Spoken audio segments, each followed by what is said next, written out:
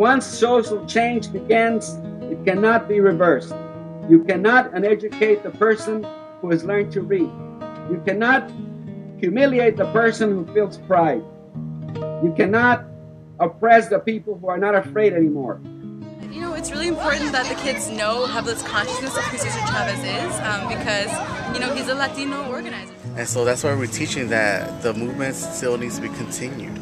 And that's what Cesar Chavez talked about, is like there's always have to be a movement to help all workers. It's important that these kids know, you know, that they have things because of the work that he did. So they don't just take it for granted. For a lot of these kids, you know, he's really relatable, you know, he's like them, he speaks Spanish, and he did really important work.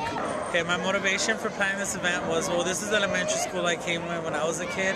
So last year when I was doing AmeriCorps and this opportunity came up of doing something for a community, I thought it'd be a good place to come back and kind of, you know, show these kids something different than what they're used to seeing every day. It's important we teach Cesar Chavez at a young age, so them when they grow up, they become great leaders just as him and follow the same footsteps and fight for their rights and like privilege and freedom. The overall goal of this was really for the kids to know that there's other things out there other than just, you know, what they see on it every day. This, you know, this is not the nicest community, it's one of the roughest communities, so a lot of these kids don't really get to see like positive role models or people out there doing a difference. So my whole thing was for the kids to know that they can make a difference just like other people are making a difference, and whatever, you know, if they can come back and give back to their community and make a difference, that would be great also.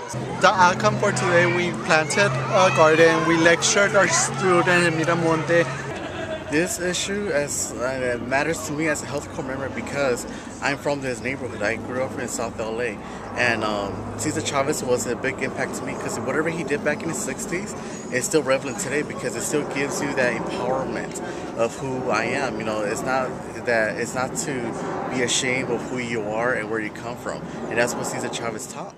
I think it was really important to incorporate the, you know, going into the classroom, because that's kind of where the kids are at. That's where, you know, that's where they're out the whole day. So they, you know, something fun for them to learn would be for them to, someone to go in there and teach them, you know, about all these good things that are going on. This person that was very motivational. And the gardening, well, because Cesar Chavez, you know, he worked in the field, so that kind of gives them a hands-on, you know, what Cesar Chavez did and what he was all about. And, you know, playing with in recess to them kind of helps the kids find positive role models every day, so they don't get to really see a lot of positive role models. So this would be something good to kind of hang out with the AmeriCorps member, talk to them, get to know them. You know, maybe the AmeriCorps member get to learn a couple of things from the kids too. So I think that's why it was really important to do all three. The reason that we're having the students to do Si Se Puede, because Si Se Puede is very powerful. Because when Cesar Chavez was out there boycotting the grapes, someone told him que no se puede, that it cannot be done. And Cesar said, yes, it can be done. Target Si Se Puede, that's why we're using it today, because we should not be limited to what another person say or another group say. Everything is doable. Everything, it can be done if we put our efforts and hearts into it. So that's why we say Si Se Puede. Si se puede, si se puede.